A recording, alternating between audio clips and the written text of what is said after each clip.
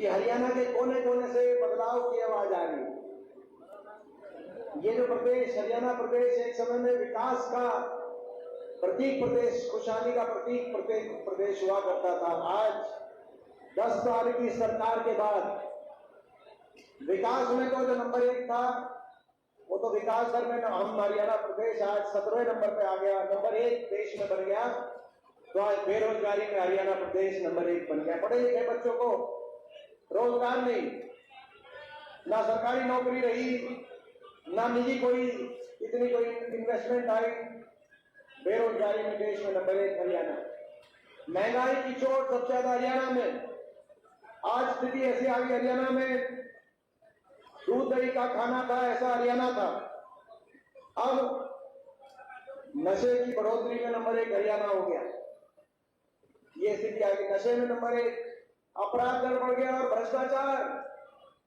भ्रष्टाचार को double engine की सरकार ने इतना लूटने का काम किया। हरियाणा प्रदेश को आपने देखा होगा, गठबंधन टूटा और गठबंधन टूटते ही बीजेपी का बयान आया कि हम दुष्यंत चौटाला के घोटालों की जांच कराएंगे। अगले दिन दुष्यंत चौटाला का बयान आया कि बीजेपी के घोटालों की मैं राज बताऊंगा। वो उसकी राज बता रहे हैं, वो उनकी जांच करा रहे हैं। दोनों मिलकर लूट गए 5 साल, दोनों मिलकर लूट गए हरियाणा प्रदेश की जनता और गरीब आदमी की सारी स्कीम खत्म कर दी इन्होंने। आपको याद होगा हमारे समय 100 गज के प्लॉट की स्कीम की, एससी समाज, बैकवर्ड समाज, क्षत्रिय बिरादरी के हमारे बीपीएल परिवारों के लिए 3,92,000 परिवारों को 100 गज के प्लॉट दिए गए थे। 2.5 लाख परिवारों के मकान आए थे उस समय। आपने देखा 10 साल में ना कोई प्लॉट आया गरीब आदमी का किसी गांव में और ना मकान आया। कई मकान आया तो एक आधा कोई आया तो मकान भी नहीं है। मैं पूछना चाहता हूं आपसे, आप अलग अलग हल्के के गांव का नुमाइंदा यहाँ बैठा है, आपके गांव में कोई प्लॉट आया इनकी सरकार में तो मकान आया गरीब आदमी का? स्थिति, गरीब आदमी की स्कीम खत्म करने वाली सरकार, देश में सबसे ज्यादा ताबड़तोड़ भ्रष्टाचार करने वाली सरकार, देश में सबसे ज्यादा बेरोजगारी नौजवानों में देने वाली सरकार और हर वर्ग को अपमानित करने वाली ये सरकार साबित हुई। आपने देखा कोई ऐसा वर्ग नहीं जिस वर्ग को अपमानित इस सरकार ने ना किया हो। किसान ने अपनी एमएसपी की मांग करी, 750 किसानों की जान की कुर्बानी लेने वाली ये सरकार देश के इतिहास में काले अक्षरों में लिखा जाएगा कि ऐसी भी सरकार थी जिस सरकार ने 750 किसानों की जान की कुर्बानी दी। और मुख्यमंत्री खट्टर साहब ने एक शब्द आज तक ये नहीं कहा इतने किसान चले गए, मुझे दुख है, मैंने इनकी बात तो नहीं मानी, लेकिन इतने किसानों के घर उजड़ गए, मुझे अफसोस है। सहानुभूति के 2 शब्द उन्होंने नहीं कहे। जब हमारे कर्मचारी ओल्ड पेंशन स्कीम मांगने गए तो कर्मचारियों पे लाठीचार्ज, जब सरपंच अपने अधिकार मांगने गए तो सरपंचों पे लाठीचार्ज, आंगनबाड़ी आशा वर्कर आई उन पे लाठीचार्ज, ग्रामीण चौकीदार सफाई कर्मचारी गए उन पे लाठीचार्ज। हमारी बेटियों ने न्याय मांगा दिल्ली में, उनको दिल्ली की सड़कों पे घसीटवाने वाली ये सरकार, ऐसी सरकार साबित हुई। खट्टर साहब अनदेखी सरकार के घमंड में और लोगों की अनदेखी में भी देश में नंबर।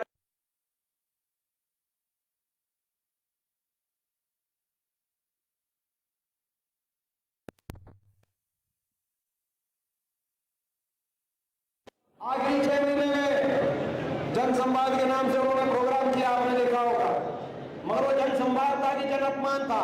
जहां जाते थे वहां लोगों का अपमान करते थे। आपने देखा होगा कि एक हमारी हिसार में गए तो एक हमारी माता ने कहा कि इतनी बेरोजगारी हो गई, खट्टर साहब कुछ करो। तो खट्टर साहब का क्या जवाब था? कहा कि इसको चंद्रयान में बिठाकर इसको चांद भेज दो। सुना होगा आपने, सुना होगा कि एक हमारी सिरसा में एक हमारी माता ने सिरसा में कहा कि मेरा 21 साल का बच्चा चला गया नशे से। बीजेपी वाले नशा बिकवाने का काम कर रहे हैं, उनके खिलाफ कार्रवाई कराओ। तो खट्टर साहब का जवाब था इसको उठा के बाहर कर दो, सभा से इसको उठा के बाहर फेंकवा दो। करनाल में आए तो जब जनसंवाद में भीड़ हुई तो कहा ये जो कमांडो है, ये कमांडो मैंने ऐसे ही नहीं लिए, ये कमांडो धक्के मारने काम आएंगे, धक्के मार मार के आपको बाहर कर देंगे।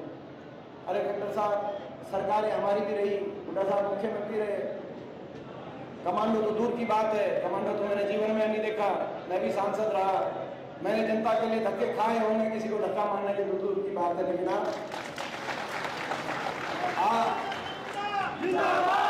आज ऐसा घमंड, ऐसा अहंकार कि कमांडो धक्के मारने काम आएंगे, धक्के मार के बात कर देंगे। ऐसा अहंकार, हर वर्ग को आपने, जिसने आपसे कुछ मांगा अपनी लाठियों की भाषा से उसको जवाब दिया। ऐसा अहंकार, ऐसा घमंड, और घमंड तो सारी उम्र किसी का रहा नहीं, या रहा एक सारी उम्र, घमंड तो सारी उम्र रहा नहीं किसी का। हरियाणा का भट्टा बिठा दिया, और यही कारण है प्रदेश के कोने कोने में जब इतनी नाराजगी बन गई, बीजेपी को समझ आ गया कि प्रदेश का भट्टा बैठ गया, हर वर्ग नाराज हो गया, तो बीजेपी ने इलेक्शन के बीचों बीच क्या किया, मुख्यमंत्री का चेहरा बदल दिया।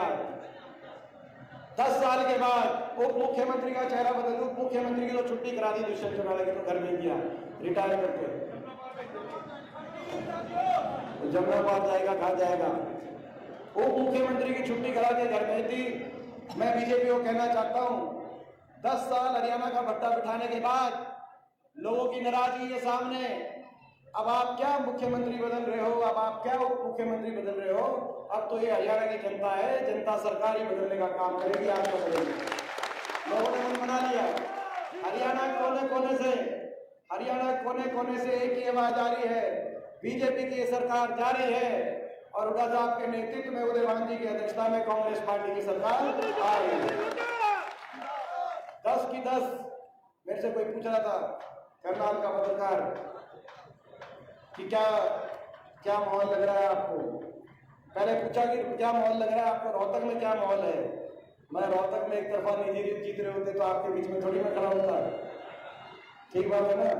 भाई माहौल ये है, 10 की 10 जीतेंगे, और मुझे पूरा विश्वास है करनाल से भी भाई दिव्यांशु को आशीर्वाद मिलेगा। कांग्रेस पार्टी। मैं धन्यवाद करता हूं कांग्रेस के हमारे हाईकमांड का, जिन्होंने मेरे एक ऐसे भाई को यहां से चुनाव के बीच में उतारा है। एक ऐसा नौजवान 30-31 साल का, जिसकी पहचान केवल अपनी छोटी उम्र में जो उसने मेहनत करी है अपने हाथ से, उसके अलावा जिसकी कोई पहचान नहीं है, ना इसके पास कोई धनबल है।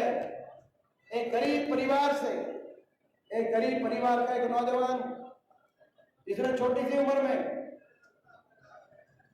चंडीगढ़ पंजाब यूनिवर्सिटी जो पढ़ने गया अपने घर से उठकर, और पंजाब यूनिवर्सिटी जहां कई प्रदेशों के छात्र पढ़ते हैं, वहां के छात्र संघ के अपनी मेहनत से, वहां के छात्र संघ के अध्यक्ष के रूप में वहां से पहला चुनाव इन्हें जीता। हरियाणा की एनएसयूआई का चुनाव जीता, एनएसयूआई के प्रदेश अध्यक्ष का, और युवा कांग्रेस के प्रदेश अध्यक्ष का। हरियाणा जैसा बड़ा स्टेट जिसमें 10-10 लोकसभाओं, 90 विधानसभाओं, एक युवा कांग्रेस का अध्यक्ष बना दिव्यांशु गुड्डीराजा जी ने अपनी मेहनत से अध्यक्ष बना। इसके पास अपना बताने के लिए, इसके पास आपको बताने के लिए ना तो ये है कि इसके घर में कितने पीछे क्या बड़े बड़े कोई राजनीतिक पदों पे कोई रहे हो, ये भी ये नहीं बता पाएगा, ना ये बता पाएगा कि इसके पीछे घर में कौन कितना, किसी के पास धन बल हो, कोई धनाढ़ हो, गरीब घर से उठ के आया। केवल एक ही पहचान है कि नौजवान ने अपनी छोटी उम्र में मेहनत से अपनी पहचान बनाई है। मुझे पूरा विश्वास है कि आने वाले समय में आप यहाँ से मौका देंगे तो दिल्ली में संसद में पहुंचकर आपकी बहुत अच्छी नुमाइंदगी करने का काम करेंगे।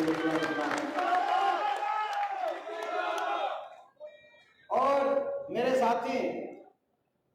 साथी मैं धन्यवाद करता हूं कांग्रेस आला कमान का कि मेरे एक ऐसे साथी को मौका दिया जिसने हर कदम पे, हर आंदोलन में, हर संघर्ष में कदम से कदम मिलाकर मेरा साथ दिया। मेरे एक ऐसे भाई को यहाँ से उतारने का काम किया। और मैं ये कहना चाहता हूँ आपसे, खट्टर साहब का तो चेक बाउंस हो गया है,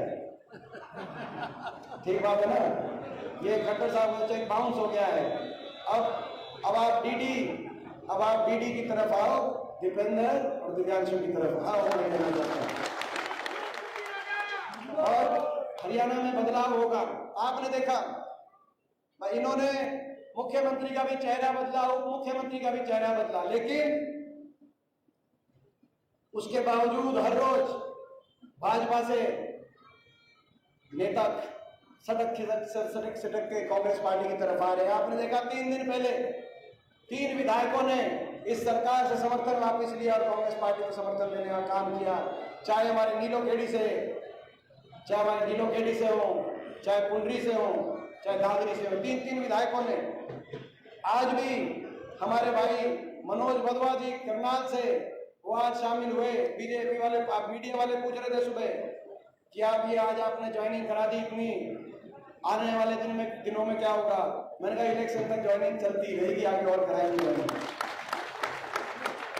हरियाणा के हर कोने से ये अल्पमत में सरकार आ गई। इन्होंने 48 विधायकों का गवर्नर साहब को अपना पत्र दिया था कि 48 विधायक, 48 में से 2 ने इस्तीफा दिया, चुनाव लड़ रहे हैं, खट्टर साहब और रंजीत चौटाला जी, और उस 3 विधायकों ने समर्थन वापस ले लिया। 48 - 2 46, 46 - 2 - 3 43, 43 विधायकों में अल्पमत पे सरकार आ चुकी है। हमारी मांग है हरियाणा में राष्ट्रपति शासन लगाया जाए। 43 विधायकों के आधार पर सरकार हरियाणा की बनी हुई है, राष्ट्रपति शासन लगाया जाए। मैं देख रहा था जो डिप्टी स्पीकर है गंगवा साहब, उनकी बिहार उसका स्टेटमेंट आया कि इतनी जल्दी अविश्वास प्रस्ताव दोबारा नहीं ला सकती विपक्ष, ऐसा कोई प्रावधान संविधान में नहीं है। विपक्ष जब नंबर कम हो जाए तो गवर्नर साहब सेशन बुलाकर विश्वास मत के लिए सरकार को कभी भी कह सकते हैं। तकनीकी कारण देके अभी तो चुनाव का समर है, हफ्ता 10 दिन तो आप इस समर के पीछे बचने का काम करोगे, लेकिन जब 4 गिनती होगी 5 को जब आपकी सरकार की जो लंगड़ाई है, अभी तो विधायक आने शुरू हुए, जब और विधायक हमारी तरफ आ जाएंगे तो इस सरकार कितनी लंबी चलाओगे आप बोलना चाहते हैं। अल्पमत की सरकार है। और अविश्वास प्रस्ताव आप कह रहे हो, अविश्वास प्रस्ताव विधानसभा में अविश्वास प्रस्ताव भी लाएंगे, लेकिन उससे पहले जनता के दरबार में हम अविश्वास प्रस्ताव लेके जाएंगे। मैं आप सबसे भाई ये अविश्वास प्रस्ताव इस सरकार के खिलाफ हम रख रहे हैं, अगर पास है तो एक बार हाथ खड़ा करके सारे बताओ अविश्वास प्रस्ताव पारित, और हमारा आपकी सरकार बनेगी। हरियाणा में जल्दी कांग्रेस पार्टी की सरकार बनते ही पहली कलम से हम काम करेंगे। सबसे पहले हरियाणा में बड़े बुजुर्गों के साथ विश्वासघात जो हुआ 5300 पेंशन के नाम का, उसका बदला लेते हुए देश में सर्वाधिक 6000 बुढ़ापा पेंशन हरियाणा में करने का काम करेंगे। और उसके साथ साथ हमारी महिलाओं के लिए महालक्ष्मी योजना लेके आएंगे। हर घर में एक महिला को हर घर में जो कामकाज संभालती है, जिसमें बीजेपी की महंगाई की मार हुई है, उस महिला को 8500 रुपए की पेंशन उस महिला का बनवाने का काम करेंगे महालक्ष्मी। इसके साथ साथ जो हिमाचल प्रदेश की कांग्रेस पार्टी की सरकार के तर्ज पर, कर्नाटक की कांग्रेस पार्टी की सरकार और दिल्ली की तर्ज पर 300 यूनिट बिजली का माफ करने का काम करेंगे। महंगाई से कवच मिले। किसान को हम MSP गारंटी देने का काम करेंगे, कर्मचारी गोल्ड पेंशन स्कीम देने का काम करेंगे, और 2 लाख सरकारी पद जो इस सरकार ने खत्म कर दिए अपने नौजवानों के लिए, जिसकी वजह से आज बेरोजगारी इतनी कि आज विदेश में पलायन कर रहे हैं। आज नशे की तरफ हरियाणा नौजवान जा रहा है, आज डिप्रेशन की तरफ जा रहा है, विदेशों में पलायन करने के लिए मजबूर हो रहे हरियाणा नौजवान। 2 लाख सरकारी पदों की पहली कलम से पारदर्शी और समयबद्ध रूप से भर्ती करके नौजवानों को रोजगार के अवसर देने का काम करेंगे। हरियाणा को दोबारा से विकास की, खुशहाली की, सुख शांति समृद्धि की के रास्ते पे लेकर देश में सबसे आगे जाए हरियाणा, ये हमारा संकल्प है।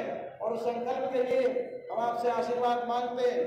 बीजेपी के पास लड़ाई लड़ने के लिए बहुत कुछ है। बीजेपी के पास 2 खट्टर साहब जो लड़ाई लड़ रहे हैं इस लोकसभा क्षेत्र से, खट्टर साहब के साथ 2 सरकारें आएंगी, दिल्ली की भी सरकार आएगी, चंडीगढ़ की भी सरकार आएगी। मीडिया भी इनकी जेब में है, ज्यादातर मीडिया, सारा नहीं, लेकिन आपको पता है ज्यादातर मीडिया, गलत तो नहीं कह रहा मैं, तो कोई मीडिया वाला पूरा मान जाए। तो भाई सरकारें भी इनके पास है, मीडिया भी इनके पास है, और पैसा भी, धनबल भी छुट्टी का इकट्ठा कर लिया, इतना चंदा ले लिया। सुप्रीम कोर्ट ने जब कहा तो जो निकला, जितना निकला उसी में बात समझ में आ गई, इतना चंदा ले लिया। बीजेपी ने तो नया नारा दे दिया देश में, नया नारा दे दिया देश में, जो देगा हमें चंदा जो देगा बीजेपी को चंदा उसको देगी बीजेपी धंधा, और जो नहीं देगा चंदा, जो बीजेपी को नहीं देगा चंदा, उसको मारेंगे ईडी का डंडा।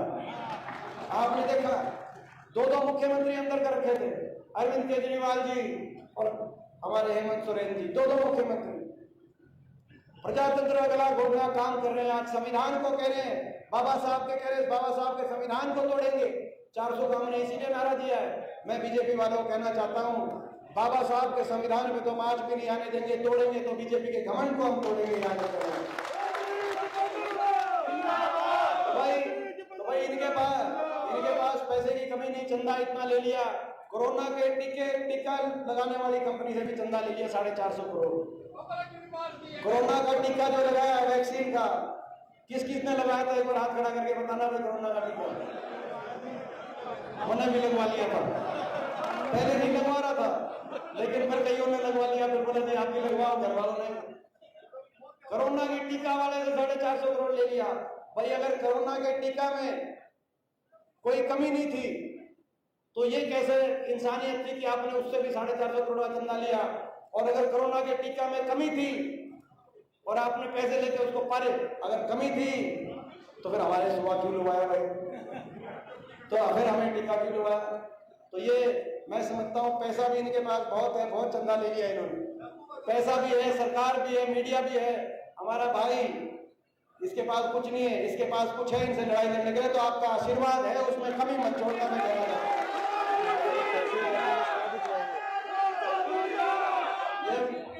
इसके पास आपका आशीर्वाद है, उस आशीर्वाद में कमी मत छोड़ना। मैं आपको लेकर एक बार हाथ उठा के बताओ, आशीर्वाद में कमी नहीं। इसका इलेक्शन को समझ के रखना।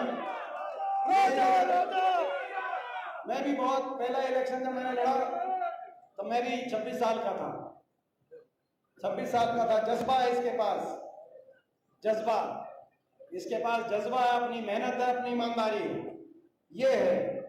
तो इस काम अगर जज्बे को संभाल के रखना, यहाँ से आपका आशीर्वाद मिल गया तो मैं आपको विश्वास दिलाता हूँ एक दिन देश में आपके मान सम्मान को ऊपर करने का काम करेगा।